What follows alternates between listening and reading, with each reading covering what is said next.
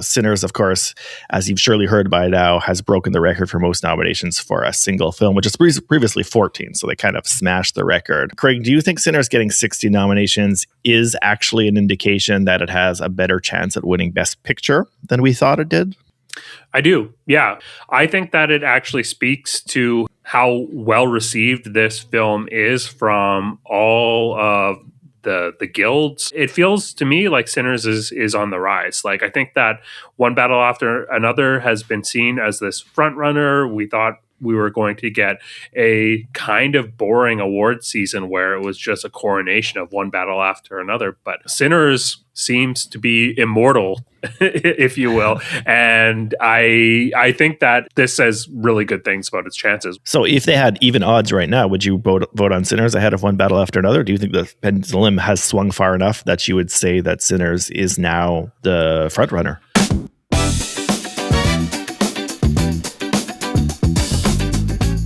Boa noite e bem-vindos ao Oscars Outsider, o podcast sobre a corrida ao Oscar com toque de história de Hollywood.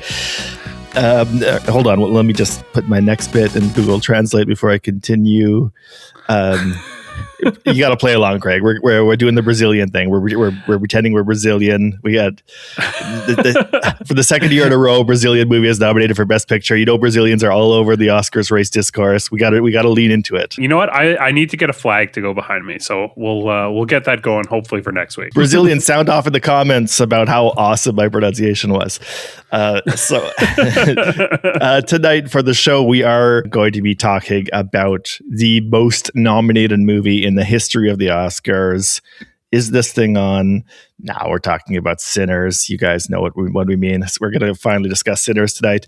Our feature segment in this show is going to be about a history of a specific award. We're going to relate the history and evolution of the category for Best Cinematography at the Oscars. That's coming up in a little bit. We have a lot of news in the awards race, so we're going to update our fantasy draft very soon. The latest breaking bit of news is the BAFTA nominations just came out just like an hour or two before we started recording this. So we will get into the BAFTA nominations. Craig, before we do the BAFTAs, I would like to kind of just return to the Oscar nominations, which is still very fresh, still news. When they came out, we did kind of a live reaction, as soon as they appeared. We gave our like off the cuff reactions, but we haven't really kind of gone in depth, and maybe some things that we glossed over since we were kind of just in the heat of it. So I would like to just quickly just touch on maybe whatever you think we didn't really get into when we're doing our quick reactions. I want to talk about how I still think that Ariana Grande has a path to victory here. I think that we need to depose the electors. There's something in the Constitution which is going to let us do this. We did talk a little bit about how Wicked got absolutely snubbed. I think that is like a really big story. I think the presence of Sinners is something that we, didn't really digest fully. Just the magnitude of it, breaking the nomination record. Yeah.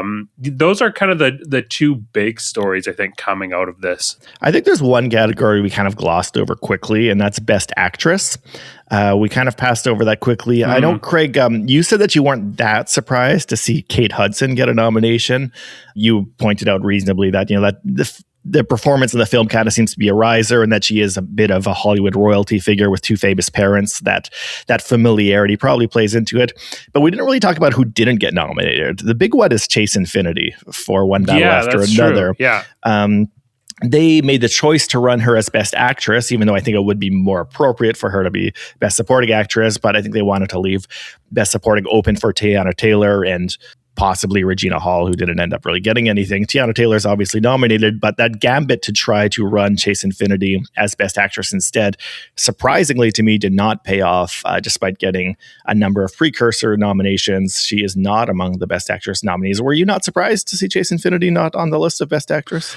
Yeah, you know what? It didn't register with me at the time. That is definitely surprising. I think it does make sense for them to run her in the lead. Leaving the supporting open for Tiana Taylor, I think, was the right move for them. I think she's got a better chance at picking up supporting than Chase Infinity did at picking up lead. So, yeah, I don't know. What do you think?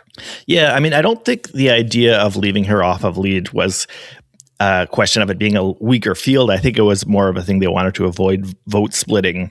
And so it didn't pay off in the sense that Chase Infinity doesn't have the nomination. It might pay off for Tiana Taylor, because if you look at Best Supporting Actor, we do have vote splitting for One Battle After Another there, where Sean Penn and Benicio del Toro might be getting in the way of each other, and there's maybe neither of them is going to win, as we haven't really seen either of them win much as precursors, possibly because they are dividing the One Battle After Another vote. It is surprising, though. It is worth noting that it leaves a field with like all white actresses too, which might bother some people, especially since, you know, movies like Song Sung Blue wasn't exactly a heavy hitter the way that One Battle After Another was. Other people that had been floated as potential Best Actress nominees that never made it in include Amanda Seyfried. Yeah. I don't know if you were surprised that Amanda Seyfried wasn't in there. I feel like the writing was kind of on the wall by the time we got to the Oscar noms. Though she did have a Golden Globe nomination, you know, she was there in some precursors. I wanted to draw your attention, Craig, in case you haven't seen it, to a recent interview with Amanda Seyfried that was in The Guardian. I think it came out the day after the Oscar nominations were out. And I thought it was interesting because the author of the piece, Ryan Gilbey, suggested that Seyfried's comments about Charlie Kirk could have cost her a nomination. I hadn't seen that. Yeah, so if you're not aware, like after the Charlie Kirk assassination, or you know, a little while after, she had said something about how he gave voice to racist and misogynist perspectives, while also saying that his murder is an absolute tragedy, of course, and has, to her credit, I think, refused to back down from that. When people have kind of tried to prod her to apologize for her comments, she's consistently said, no, I'm not going to apologize for that. So Ryan Gilbey wrote in his piece that, I'll just give you a quote from his piece. He said, shortly after the controversy, her name seemed to stop appearing among the 5 performers predicted to receive a Best Actress Oscar nomination this year. Could it be that the Academy feared another social media-related uproar in that category after last year's scandal over reactionary tweets by Carla Sofia Gascon? Do you think, Craig, there could be any truth to that idea that the Academy was gun-shy as a result of what happened last year in the Best Actress category, and that gave them cold feet about nominating somebody like Seyfried, who had made comments that are seen as controversial by a lot of people? So I don't think so. I mean, the Academy is not a monolith. Honestly, the Testament of Anne Lee has seemed dead for a while. So I don't really feel like that is the reason, but I mean, it's possible. It seems like conspiratorial to think that is the case. She just has been attached to a movie that, in terms of the awards that season this year, is dead. Like, no one is writing these articles about Bradley Cooper, but you know, he's tied to a dead film as well. So yeah. No, I agree that obviously it would be conspiratorial to suggest that there is some kind of organized plot to give her the nomination. I don't think it's unreasonable to suggest that some people either, you know, didn't like her comments, or were, as Gilbey suggests, just nervous about the idea of provoking controversy enough that it would make them more likely to nominate somebody else. But I think the more likely explanation is, as you suggested, just the fact that The Testament of Anne Lee, A, was not seen by many people, and or at least wasn't by the time the voting was done, because it's only kind of entering a wider release now, and B, was not liked by a lot of people who did see it. Probably there was, I think, was it in Variety, in one of the kind of anonymous perspective things they do leading up to the Oscars, somebody said that they thought Amanda Seyfried's performance was their favorite of the year, but they didn't like the movie, so they weren't voting for her. So that's probably a more realistic reason why. So I'm interested, is the controversy the fact that she said that Charlie Kirk gave a platform to racists and misogynists? Are like, that's what they're afraid that people are upset about? Or are they like upset that she said that it was a tragedy? No, they're upset that she made comments critical of Charlie Kirk. Oh, okay, interesting. Yeah, Yeah. I mean, I don't think that would enter on the radar for a lot of Academy members. I feel like so many people were critical within Hollywood of Charlie Kirk in the wake of his assassination. So Were they though? I don't really Are feel like there it's going many to other register. examples though of like A-list celebrities saying things that against Charlie Kirk's speech in their wake of his assassination? Are there? I don't know, maybe, but I can't think of it other off the top of my head. Before we move on for Best Actress, did you think there was any hope for Jennifer Lawrence? That's another person that some people are saying could have snuck in there for Die My Love, a performance or a movie which has been pretty much overlooked. Yeah, no, I think Jennifer Lawrence again, like Die My Love is a movie that just really didn't seem to have a lot of legs within the award season. So I'm not surprised to see the miss here. Yeah. Mm.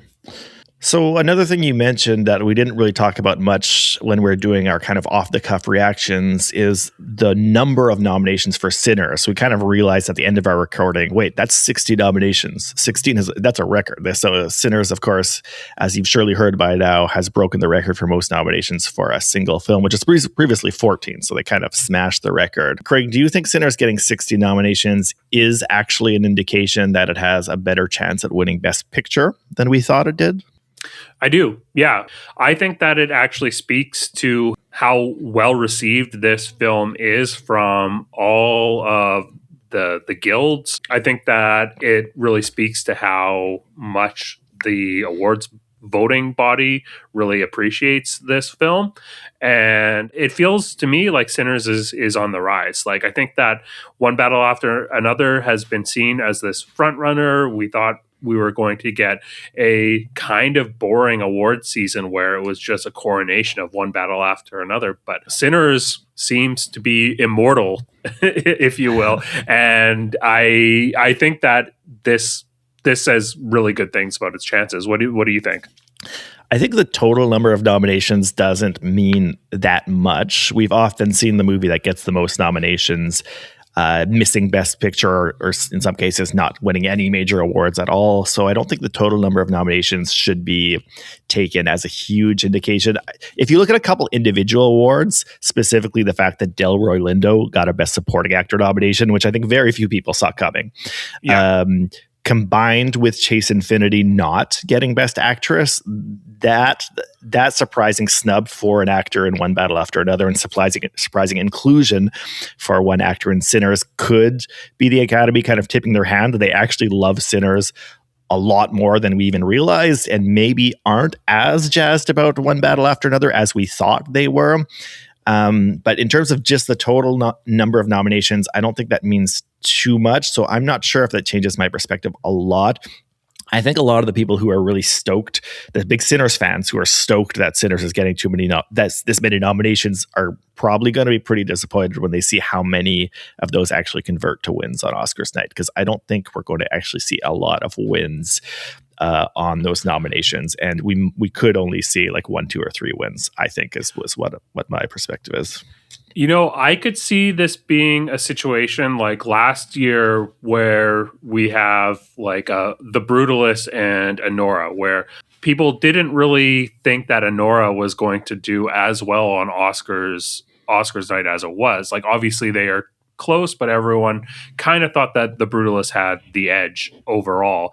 And then we saw Anora carry the night, and The Brutalist still picking up, I think it was 3 awards of the however many that it was nominated. So still getting something, but the pendulum swinging back towards Anora, I think, is something that people didn't necessarily see coming. And I could see the same thing happening for Sinners. This is a movie that had a ton of momentum and hype when it was released, but it was released early. And then One Battle After Another has been basically the forerunner since it was released. And so people are getting tired of that dialogue surrounding it.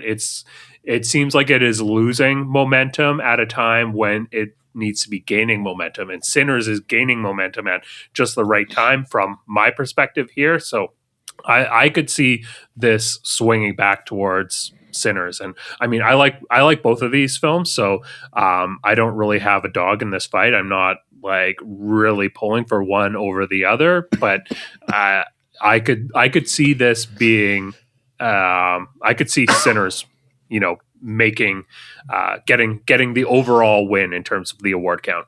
So if they had even odds right now, would you vote on Sinners ahead of One Battle After Another? Do you think the pendulum has swung far enough that you would say that Sinners is now the front runner? No, at even odds, I would still take One Battle After Another if I was putting money on the line. But I think that given whatever the current odds, I think the fact that One Battle After Another is probably got favorable odds, I think that Sinners is a good value bet, and I could definitely see it paying out. All right. Well, we'll talk more about what we think about the movie itself at the end of this show. Let's move on to the BAFTAs. So the British Academy nominations just came out. So they came out after the Oscars nominations this year, though the ceremony, I believe, is still going to be held before the Oscars, as is usually the case. Craig, have you had a chance to look at the BAFTA nominations? I have not had a chance to look at them other than just like feeding them into our website to get a scoring update. So do you have them up in front of you? I do have them up in front of me, so I'm not going to go through every category, of course. But Best Film has 5 nominees, and they are Hamnet, Marty Supreme, One Battle After Another, Sentimental Value, and Sinners. So kind of the 5 heavy hitters from the Oscars are all up for Best Film at the BAFTAs. If we just look at, say, leading actress and leading actor, they have 6 nominees in each category. And leading actress is the same as the Oscar nominees: Jessie Buckley, Rose Byrne, Kate Hudson, Renata Rensfe, and Emma Stone. And the 6th is Chase Infinity. So nothing too surprising there. The exact same thing as the Oscars, plus they get Chase Infinity because they have a 6th slot. Leading actor, we have Timothée Chalamet, Leo DiCaprio, Ethan Hawke, Michael B. Jordan. So that's 4 of the actors who are up for the Oscars. They do not nominate. He gets 2 slots. Yeah, Michael B. Jordan and Michael A. Jordan are both in there. They only gave it to B. So there is not Wagner Moura in Best Actor. The other 2 slots go to Jesse Plemons and Robert Aramayo, who's in a British movie, I Swear. Craig, do you think there's much information or value to be gleaned from the BAFTA nominations? I mean, Wagner Moura not being there is interesting. Was that film not eligible at all, or like that's a little? I think it's just snubbed. Jesse Plemons getting in there, that's great to see. I think him missing is something that we haven't really talked about at all. It's true. I think that there's a good case to be made that he deserves to be amongst the Best Actor nominees, but then who should miss out of that crew? So I don't think that there's a lot to learn here, but maybe it doesn't speak so kindly of Wagner Moura's chances at Best Actor. Maybe, though. Different voting body, though there is a small amount of overlap, but otherwise they're not as huge on Sinners as the Oscars are, but there still is a lot of nominations for Sinners actually there's a ton going down the list. So apparently they like Sinners a lot too at the BAFTAs. I think Hamnet is considered the front runner to win Best Picture at the BAFTAs just because it's more of a British film. It was produced in collaboration with Sam Mendes' production company. It's shot in the UK, I believe. Obviously, it's about Shakespeare, so it's more of a UK film. So it has kind of the inside track at the BAFTAs. That's what I think people are expecting to see win, and we shouldn't, when that happens, in just advance of the Oscars, assuming it does happen, we shouldn't really get too carried away about what it means in terms of the Oscars, because it is a British voting body, and they're weird over there. Hamnet doing the fish and chips tie-in instead of a popcorn bucket was a really good choice for that BAFTA play. Is this something you just made up, or is that true? Yeah, no, I made that up. It's a good idea. It's a good idea. Any of you producers listening. I presume that's what they eat in British cinema, is they just have a trough full of like curry, just a bunch of peas and gravy poured onto chips. And so Craig, why don't you update us on where we are in our fantasy draft? I'm just curious, just not asking for any particular reason. Okay, so after the Oscar nominations were tabulated, you came out way ahead. So that trade of Wicked for Sentimental Value really benefited you quite a bit. I think I would have been running away with this if not for that trade, but you had 384 points and I was at 356. I've just run the BAFTA nominees into the algorithm in our supercomputer here, the Oscar Outsider supercomputer mainframe. And you are still ahead 460 points to my 456. So only 4 points separating us. That is which tight. Is wild. That is a very, very tight race considering the total numbers there. Wow. So yeah, definitely I did get a helping hand by stealing Sentimental Value from you, and by Wicked just getting completely shut out at the Oscars. Not at the BAFTAs. It has like I think it has 2 nominations at the BAFTAs, but little ones. Though also the other big thing is the Sinners factor. I'm holding Sinners. Which, by the way, for those who haven't seen our draft episode, Craig could have taken Sinners because Craig had the first pick and he took one battle after another, and I had the second pick and I took Hamnet. I was debating between Hamnet and Sinners, and Craig took Marty Supreme with a 3rd overall, so I was able to take Sinners with a 4th overall. That's also the thing that's saving me, though I'm not feeling like super confident about winning still, just because, as I already mentioned, for all the nominations Sinners has gotten, which has given me a lot of value, I'm nervous that the conversion rate is going to be very low in terms of how many actual wins they are going to get. But we'll see. Yeah, I ended up picking, I think, with my second pick, Marty Supreme, because I thought that it was going still giving you good value. That's getting a lot of valuable nominations. Still doing all right. I'm interested to see how that plays, because that feels like a movie that is also quieting down quite a bit. Okay.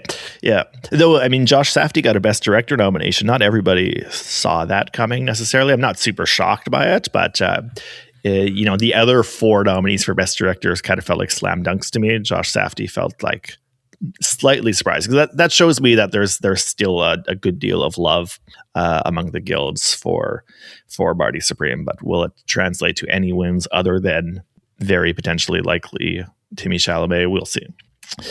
There was an interesting article that came out. I just saw it on the Oscars race subreddit, where it's kind of going into details behind the split between the Safdie brothers and the alleged sexual assault that happened on the set of Good Time. This is something that is was apparently written about in Variety 3 years ago. But yeah, I remember that.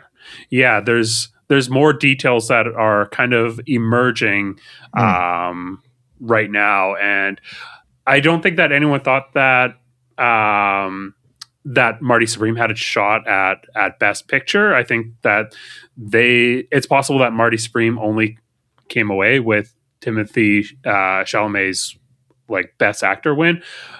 Interesting to know whether or not this is going to impact things in this race, but it's something that seems to be breaking right now. Okay, interesting. I haven't seen that article yet. I do remember when the news came out about sexual assault on the Safdie set, and I feel like I haven't heard about that very much during this Oscar season, when that's usually the kind of thing people start to dredge up when a movie starts getting popular. So I'm kind of surprised that it hasn't come up more. If it's starting to come up more now, that's going to be interesting to see if that harms Timothy Chalamet's chances, really, because, like you said, nobody's really expecting Marty Supreme to win Best Picture anyways.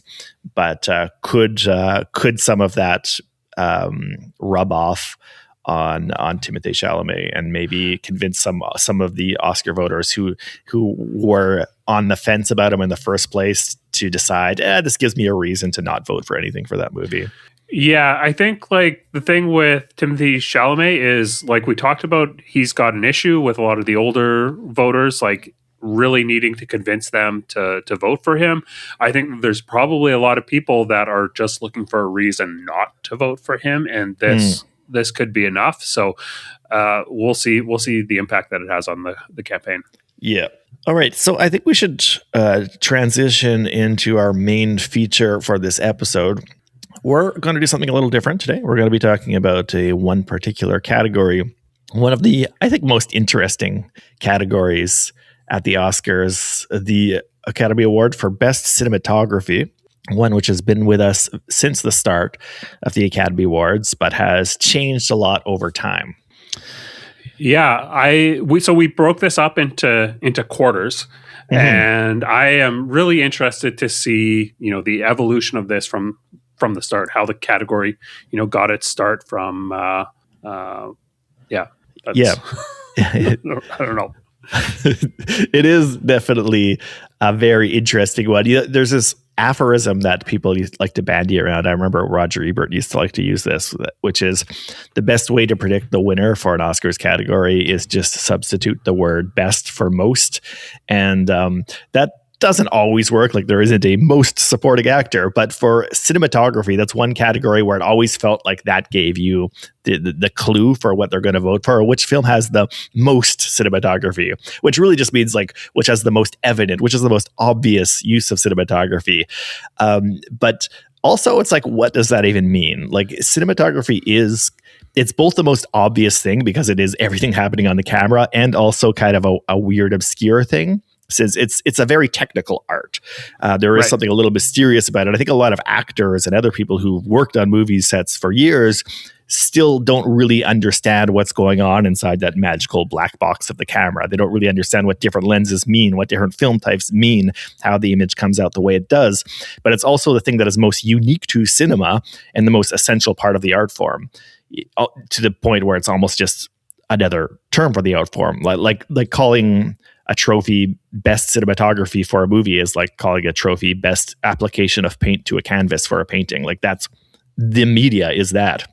But it's very interesting to see how Hollywood judges what good cinematography is.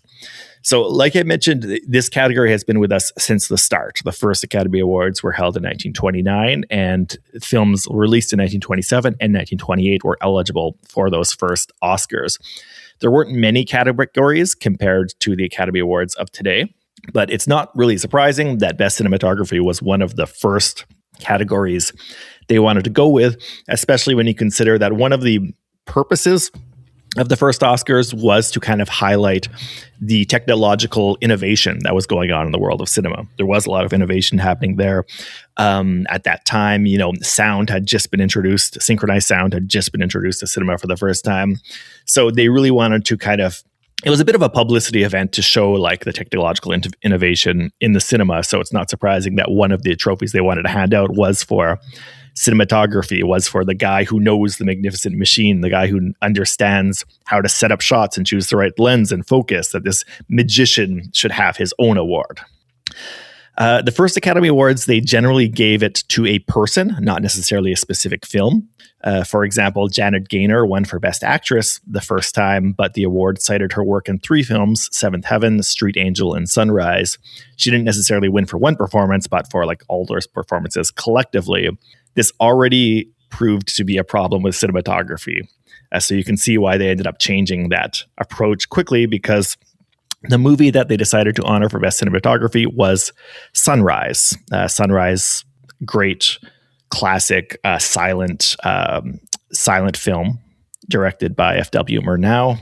But that Sunrise did not win Best Picture, but they didn't actually have Best Picture at the first Oscars. They gave one award for Outstanding Picture, which went to Wings, and they gave one award. One award for Unique and Artistic Picture, which went to Sunrise.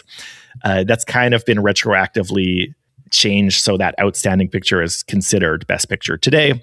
But Sunrise was honored on a level which was arguably equal to Wings at the time, and it won the first Best Cinematography Award for its two cinematographers, Charles Roscher and Karl Strauss. Roscher was an Englishman who in 1911 had become arguably the first full-time cinematographer in Hollywood history. So he was the closest thing they had to a veteran at that point. Karl Strauss, an American, was a technical innovator. He was one of the guys who helped invent 3D film. But the reason why this is a little awkward is because they had both worked on other films during the eligibility period. So it's actually not clear whether the award went to those two cinematographers just for their work on Sunrise or for other movies they also worked on individually. The other films they listed as nominees that year were The Devil Dancer, The Magic Flame, and Sadie Thompson. Only one of these films actually survives. But these three films all had the same cinematographer, George Barnes. So it's not clear whether there was one other nominee or three other nominees. It was weird. The first Oscars were weird. They were still figuring it out at that point. But anyways, by going with Sunrise as their winner for Best Cinematography, they established that at least out the gate, they were looking for something that had poetic visuals and boundary-pushing innovation, because there is a lot of technical innovation in Sunrise. They use a lot of tricks and techniques that were just very new to the cinema to create a very kind of lyrical world. So even if that's not what apparently they liked most for outstanding picture, that is what they were looking for in terms of visual language. Then the second Best Cinematography award the next year went to Clyde Divina's work on the romantic adventure White Shadows in the South Seas, which was shot on location in the Marquesas Islands. And that's also the first time a movie with synchronized sound won for Best Cinematography. And the movie does have very cool cinematography. I've seen it. So it seems like this time they're going with more like pretty images and exotic landscapes instead of kind of boundary pushing innovation and visual poetry, which was done in a controlled soundstage for Sunrise. And actually, exotic shooting locations would dominate the next 2 years' winners. 1930 with Bird at the South Pole, a documentary shot in Antarctica. 1931, Taboo, a movie shot in Tahiti. But in 1932, it went instead to the great Lee Garm's work on Shanghai Express, a movie that has rich, moody shadows that merely pretend to be in an exotic location. The next several years would kind of follow that mold. Dramatic lighting combined with the pretense of a foreign or unfamiliar setting seemed to be the winning formula. Also, as a fun side note, for the 8th Awards in 1936, the Oscars had their first ever winner by write-in vote. Hal Moore won for A Midsummer Night's Dream, despite not being a nominee. And before you ask, they banned write-in votes the next year, so no, you can no longer do that. At the 1937 Oscars, something interesting happened, because then for the first time, color film entered the Academy Awards race. So it's a misconception that all films in the silent era were black and white. While black and white was the standard, there had been commercial processes for shooting and developing motion film with 1 or 2 layers of color added since 1909. And there were many feature films in the 1910s and 1920s that used color. But these so-called additive processes produced unconvincing results with a limited range of color, and they often required special projection equipment to screen. So most filmmakers preferred to stick to black and white, which they knew how to use to sculpt shadows into appealing images. And this changed with the introduction of what's known as 3-strip subtractive color in the 1930s. This is essentially 3 layers of black and white film stuck together, where each layer is coated with a different color-sensitive emulsion, creating triplicate images tinted red, yellow, blue, which in combination can produce a range of colors. The first commercial version of this technology was Technicolor, which came out in 1932, which was followed by Kodachrome in 1935. You could film it as you would a normal movie and project it on a normal projector and end up with images capturing a vibrant range of colors. So this was a game changer. Well, color films, of course, wouldn't really become the norm until at least the late 50s, early 60s. By the late 1930s, they were becoming more common thanks to this new tech. And this obviously forced everyone, including the Academy, to reassess how we judge images on film.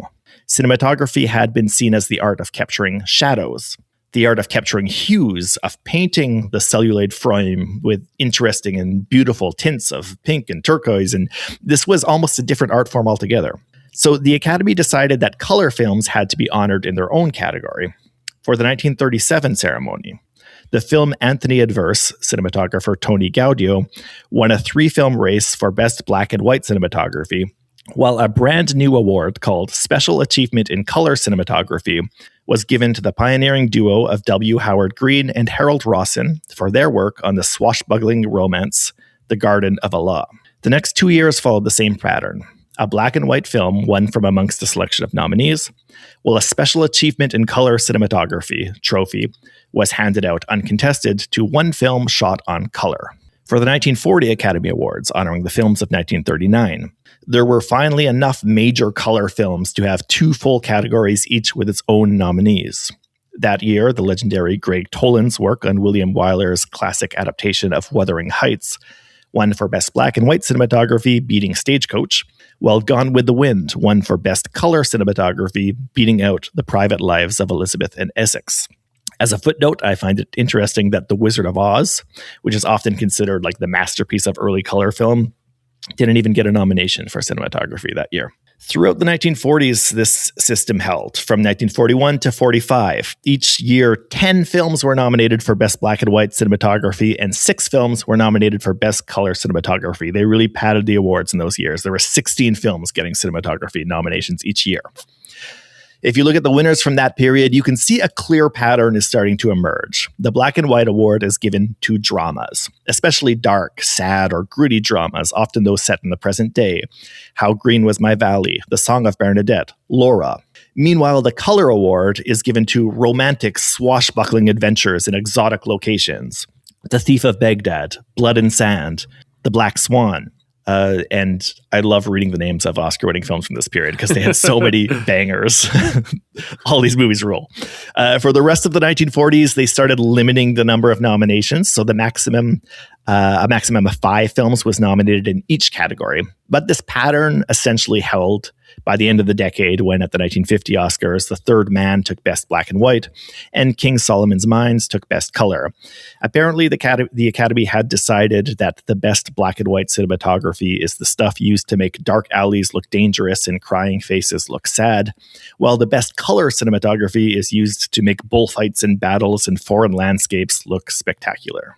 Yeah, so you picked up on a trend that I really want to talk about in this separation of the categories between the black and white and color.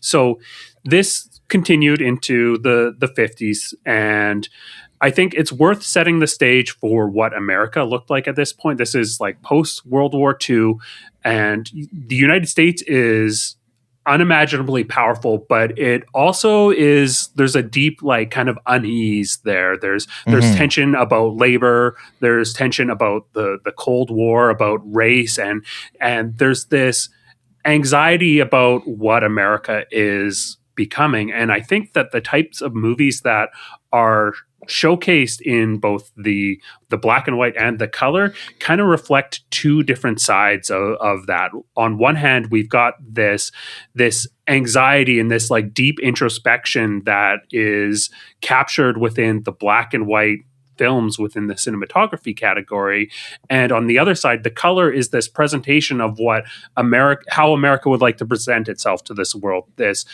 spectacle. And we see a lot of, like you said, adventure films. We see a lot of musicals and spectacle. There's this grandiosity within the color category that I think is really interesting.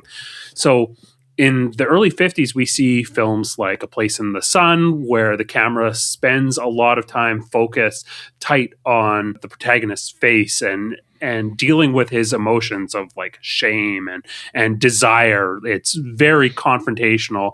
And we see things like Marty with these long lingering shots of Ernest Borgnine as he deals with his like insecurities and his desire to feel loved. We're not ever like overwhelmed with spectacle in any of these films. They're not big, huge films in generally. They ask you to sit with the characters and struggle with them and stay close to them, and the faces are more important than the landscapes. And I think that black and white cinematography has, like you said, emerged at this point as the category for emotional seriousness, and and it's the space where the seriousness is allowed to live.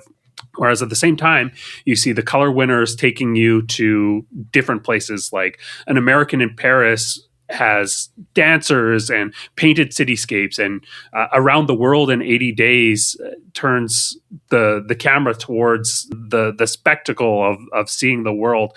And soon the category has emerged as this category of scale and spectacle. And these movies aren't typically asking you how these characters feel as the main question that they're presented with. They're showing you a world that has been built, and they are presenting this world that America is poising itself as the builders of this new post-war world. And the category is associated with like abundance and this idea that Hollywood is going to lead the charge in constructing this new world.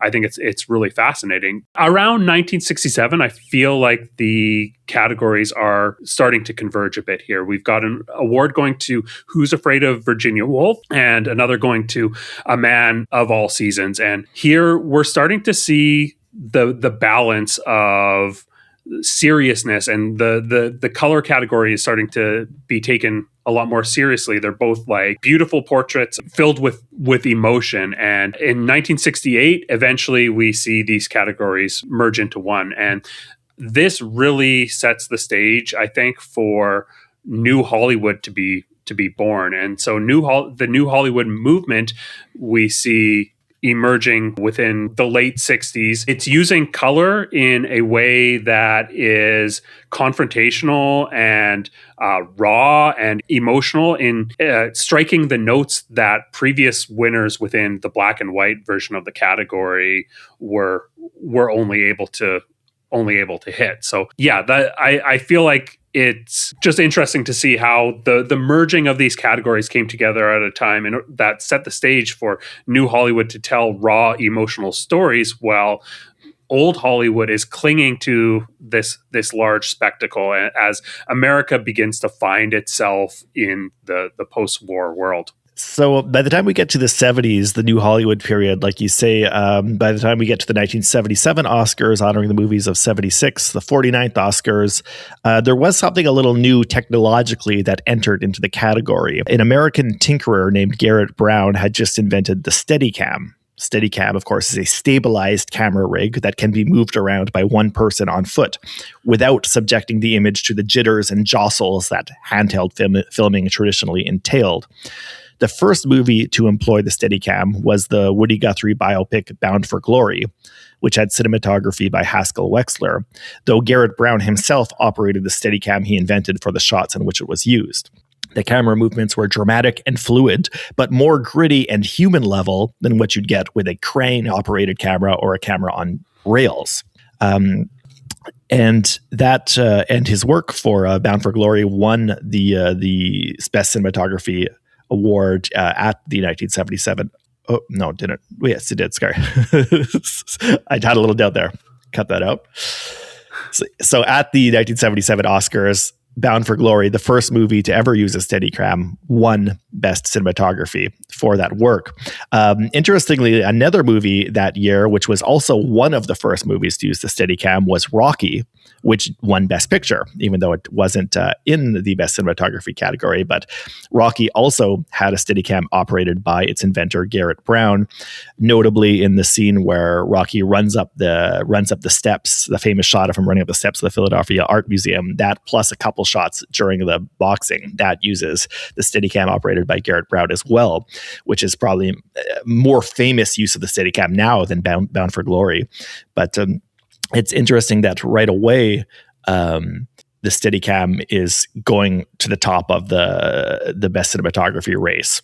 So there's a bit of an indication there that handheld camera movement was now going to be an important consideration when judging films for their cinematographic achievement.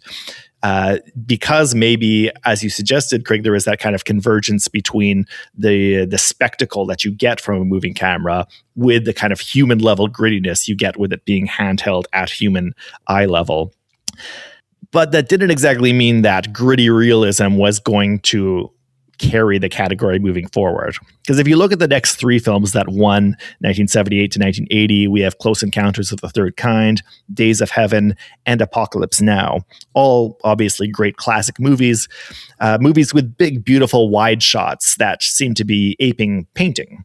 Days of Heaven, in particular, shot by the Spaniard Nestor Almendros for Terrence Malick, famously popularized the notion of golden hour, using the hour before the sun sets to capture a particularly pleasing palette of natural colors. And you could kind of say that has wide shots with nice colors was like a shorthand to summarize how most of the films that won the award in the 1980s would go down. So we didn't really continue down that path of kind of a little more human level, a little more gritty sense of spectacle. A more traditional painterly idea of spectacle would come to dominate in the 1980s with movies like Fanny and Alexander or Mississippi Burning winning. By the way, the fact that Fanny and Alexander beat out Flashdance kind of shows that the Academy Awards were willing to acknowledge the latest trends in the art form, like Flashdance hip MTV style extreme backlighting, but they weren't yet ready to actually give it the trophy over the traditional formalism of the Bergman movie. And I think the winning trends of the 1980s generally holds true for the 1990s as well, when you see films like JFK and Braveheart winning Best Cinematography. One notable outlier in the 90s is Schindler's List, winning for Janusz Kaminski's cinematography at the 1994 Oscars, which is an outlier because it was shot in black and white. And I think its win reflects how black and white had really just become a novelty by the 90s. It won in large part because it was shot in black and white, not in spite of it. The choice of film stock had now become synonymous with making an artistic statement. But that is an outlier. And, you know, one thing that's crazy to me is when you look at the winners throughout the 1980s and the 1990s, not a single winner for Best Cinematography was depicting the present day. It almost seems like the Academy unanimously decided that the best cinematography is the stuff that pretends you're in another time period, and often in another country too. So there does seem to be this kind of moving away from the idea that what is most beautiful in a movie is America now. It seems like they found that the present day just didn't have the sort of beauty that they were looking for. So there is something almost avoidant about it to me. Like they're avoiding America as it is in the moment in favor of a sort of romantic escapism. By the time the decade ended, that curse was finally lifted when a movie that was neither romantic spectacle nor a period piece finally got Best Cinematography for the first time since the 70s, when Conrad Hall's work on American Beauty won for Best Cinematography at the 2000 Oscars for the films of 1999. Hall was a veteran well into his 70s. This was his first cinematography Oscar since he'd won 30 years earlier for Butch Cassidy and the Sundance Kid. And even though American Beauty is a contemporary tale of bored people in suburbia, Hall had added a little bit of expressionistic flourishes to the movie. There are some shots of he imitates the notion of rain being reflected through a window on characters' faces that give it a little bit of a poetic touch that maybe was just enough to convince the Academy, for once at least, that the current world is actually beautiful enough when shot a certain way that you can give it an Oscar for Best Cinematography. So at the turn of the millennium, I think, is a pretty interesting point of time for this category. At least from 2000 to 2006, it does feel like the lens still behaves in a pretty classical way. The way that it establishes geography and spaces have continuity, the movement and distance and everything is very, very legible. Even in fantasy worlds like Lord of the Rings and Pan's Labyrinth. I think it starts to fracture a little bit around 2007, when from 2007 to 2009 we have a string of winners that I think is pretty interesting. We've got There Will Be Blood, we've got Slumdog Millionaire, and Avatar. And this category seems to be unable to decide what it's really trying to award. Like There Will Be Blood have these really still sculpted landscapes, and then Slumdog Millionaire kind of rejects the stillness altogether. It's very retless. It's borrowing the grammar from television, and it's largely shot digitally. And then we see Avatar, which is a world that is entirely synthetic, and nothing that we see captured by the camera is actually captured by the camera. It is constructed by computers, and there's this emerging idea that the image no longer is this neutral window. And we come into this era that I think continues to this day, where the camera is responsible for crafting experiences more than being a tool for narrative device and emotion. We have this manipulation that is done within the films, within these categories, to manipulate space and environment and time. Like we see spatial manipulation done in things like Gravity, where we are constantly dealing with this idea of space, not just outer space, but space that the camera is capturing, and how that gets communicated and used to disorient. And same goes for Inception. And even 1917, we also have these complete total environments that are created in films like Avatar and Life of Pi or Dune. The cinematography is almost inseparable from the digital construction and the visual effects within these environments. It's like a participant in crafting these digital worlds. Even recent winners like Oppenheimer, where we are exposed to this material overwhelming of explosions and mud and smoke and fire. And then we also see some somewhat outliers in terms of films like Roma or Mank, where we are starting to use black and white as these markers of realism, as a rebellion against this. I think that this era seems to be gaining momentum as a result of the fact that as audiences, we are constantly confronted with new images every day. By scrolling on our phones, we are shown this realism that we as audience are not looking for in cinema anymore, because it's in the palm of our hands. We're looking for this spectacle once again, and it feels like a return to that almost old Hollywood way of leaning towards spectacle, because cinema is now being treated as an escape once again. Yeah, totally. And that's really interesting how that transition that you talk about really does line up with the transition of the actual medium of cinematography, because that's right around the time where we switched from using physical film to digital film for most Hollywood movies. I think Slumdog Millionaire was the first movie shot on digital to win Best Cinematography. And the very next year is Avatar, which also uses digital cinematography, which, as you say, takes advantage of that to completely reconstruct the image that it has shot within the computer. And you start to get that kind of fragmentation and that brings us to the current moment, like you said, which almost seems like a reaction to that. Last year's winner was The Brutalist, a movie that was shot not only on actual celluloid film, but in old format Panavision, which hadn't been used in decades. And where do you see it going this year? What do you think the front runner is? Yeah, I mean, it's a pretty good question. I think I feel like One Battle After Another has the edge here, because it is like you said, you can predict a category by substituting best for most, and it is a very it's got a lot of cinematography. That car chase, a movie shot with Panavision, which is apparently making a comeback now.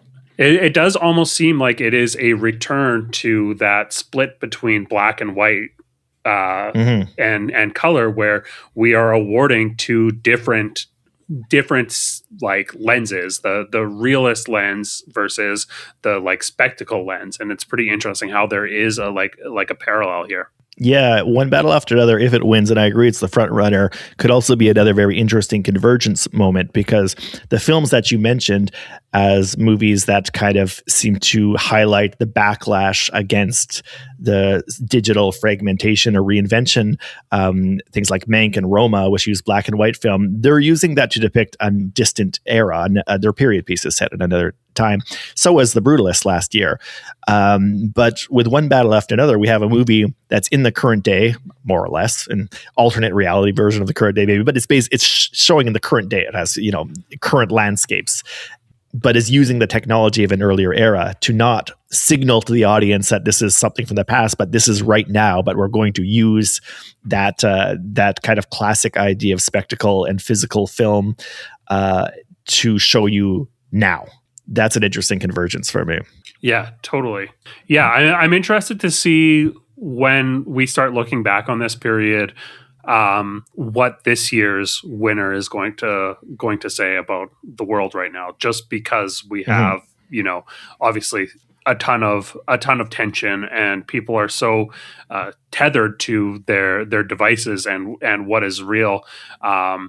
Do we see, a film like One Battle After Another that is kind of, very, very tied to the moment? Like you said, it is has very modern landscapes. Or do we see maybe a pivot to something like Frankenstein or Train Dreams as a bit of a response? Yeah, we'll see. Okay. So to wrap things up on Oscars Outsider, we always like to discuss one of the front runners for Best Picture, one of the nominated films. We might as well get around to discussing the most nominated film. Craig, let's talk Sinners. Yeah, let's talk Sinners. As I said before, I really like this film. I'm interested what your thoughts are. I think my hottest take on Sinners is that the big centerpiece, the big showstopper moment where you have different types of Black culture all converging and dancing at the same time in one space. I find that corny. I found that a little on the cringe side of things. I like the movie. I think it would have been an absolute banger in the Obama era. I don't feel like it's very thrilling or contemporary currently. That's basically how I see it. I think it's good. I like Ryan Coogler generally. I think Fruitvale Station was a movie that was very contemporary and very good.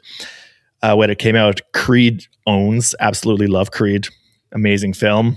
The Black Panther movies are really bad to me. But that's not what we're talking about here. I think that as a vampire movie, Sinners is cool. I love vampire movies. I like that it really hits kind of the classic elements of a vintage vampire movie. It has the elements of mythology that go back to Bram Stoker, like the garlic hurts them, they have to be invited inside, Irish people are evil, but it does it in a different setting that I think is fun and works well. I think the metaphorical structure, vampirism on film is usually metaphorically aligned with sex and desire and possessiveness. In this movie, vampirism seems to be a metaphor for culture, for a cultural assimilation, for a cultural appropriation, for the ways in which America, in particular, preys on Black culture and what that does to the Black lives. And I think that's really interesting, and it's done in a way which is clear and legible. So it's a good metaphorical structure. I think it's more cold and analytical than a classic vampire metaphor, which is usually very hot-blooded and has a lot of sex and desire themes. There is sex and desire in Sinners too, to its credit. But I think the vampirism as a metaphor is a little more cold and analytical than what you'd like to see in a real good vampire movie. But the characters are well done. The plot is well structured. Technically, it's pulled off very well. It's a blast. It's a very fun movie. Yeah, I mean, I agree. I think that I've seen criticisms of this being too on the nose, or just hitting this metaphor, hitting you over the head with this metaphor, and I push back on that a little bit as well, because I think it's legibility. I think I think there's a reason why he wanted to spell this out to people, and I think that it didn't feel like it was too much. It felt like a really full exploration of this idea and the parallels, and I thought that it was metaphorically a very strong film. The visual language of the film I thought was great. I kind of disagree that it doesn't feel that contemporary. I think to me, I feel like I don't know if there's any data to back this up, but vampire films feel like something that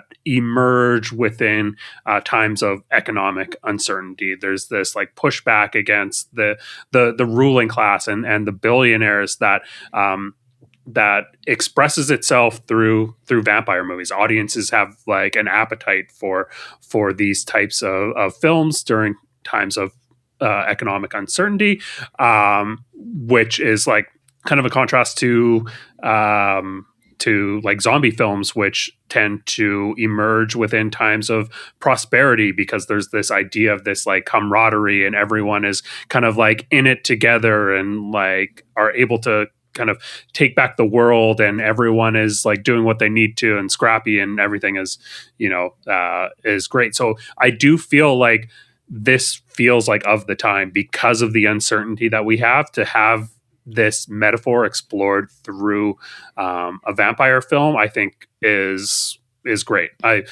This film is also just like, it is able to explore these really like serious ideas, and it's a lot of fun to watch as well. Like, I think the pacing of this is fantastic.